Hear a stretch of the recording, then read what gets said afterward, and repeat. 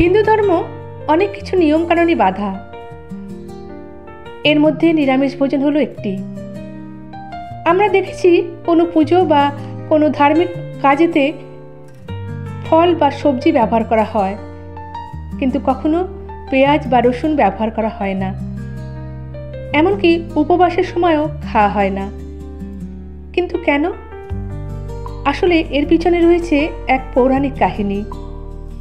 নমস্কার বন্ধুরা, আমি হেমাশ্রী। আজকের ভিডিওতে সকলকে জানাই স্বাগত। এবার চলে যাই ভিডিওর মূল পর্বে।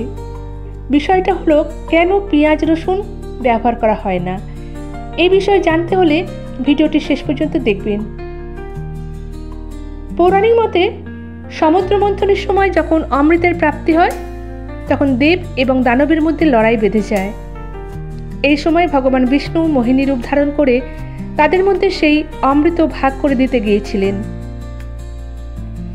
কিন্তু সেই সময় দেবতাদের মধ্যে দুই অসুর রাহু এবং কেতু ছদ্মবেশে ছিল।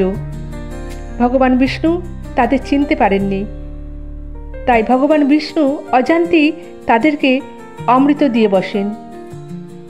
কিন্তু তিনি শেষ মুহূর্তে তাদের ছদ্মবেশ ধরে ফেলেন এবং তার সুদর্শন চক্র দিয়ে সেই দুই অসুরের মস্তক ছেদ করেন।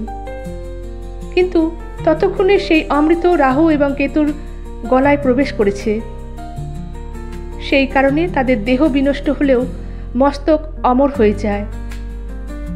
বিষ্ণুর চক্রের আঘাতে মস্তক ছেদের সময় তাদের কয়েক ফোঁটা রক্ত মাটিতে পড়লে সেখান থেকে সৃষ্টি হয় রসুন এবং পেঁয়াজ।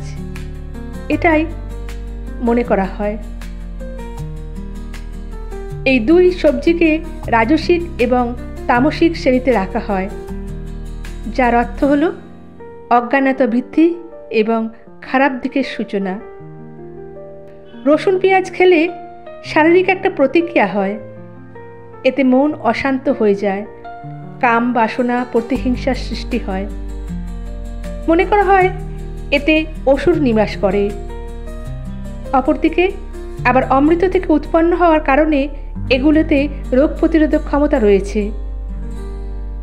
পৌরাণিক সময়ে মুনি ঋষিদের আশ্রমে এবং ব্রাহ্মণ পরিবারে এই পেঁয়াজ রসুনের খাওয়া একেবারে নিষিদ্ধ ছিল।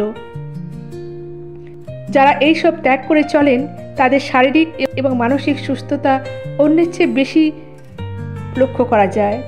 শাস্ত্র মতে আমাদের সাত্ত্বিক ভোজন গ্রহণ করা উচিত, যেমন দুধ, ঘি, ভাত, রুটি, শাক সবজি, ফলমূল। এসব কারণেই রসুন এবং পেঁয়াজকে অপবিত্র বলে মানা হয়। ভিডিওটা এখানে শেষ করছি। ভিডিওটা ভালো লাগলে লাইক, শেয়ার ও কমেন্টস করে দেবেন। নতুন বন্ধুরা চ্যানেলটা সাবস্ক্রাইব করে বেল আইকনটা পুশ করে দেবেন। আবার আসবো নতুন একটা ভিডিও নিয়ে। ভালো থাকবেন।